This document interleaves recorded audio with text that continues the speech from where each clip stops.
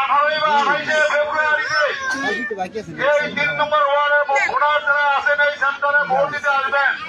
যদি মনে করেন যে কিরণ সাহেবকে ভোট দিবেন তাহলে এই সেন্টারে ভোট দিতে আসবেন।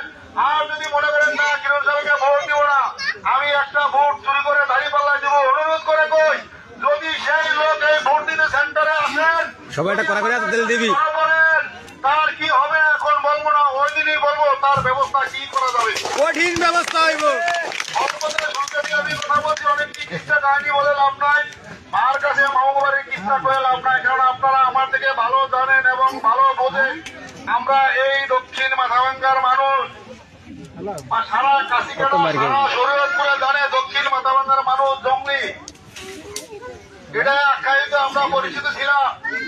কিন্তু আমি চাই না আগামীতে যেন আমরা এই দক্ষিণ মাথাভাঙ্গার মানুষ জঙ্গলি হয়ে বসবাস করি। আপনারা কি চান আমরা সবসময় জঙ্গলি হয়ে থাকি?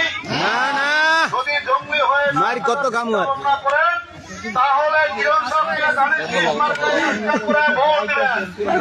কিরণ সাহেবকে ভোট দিলে আমাদের পাশে যে নদী ভাঙ্গন শুরু হয়ে গেছে, এই নদী ইনশাল্লাহ বেরিবান হবে।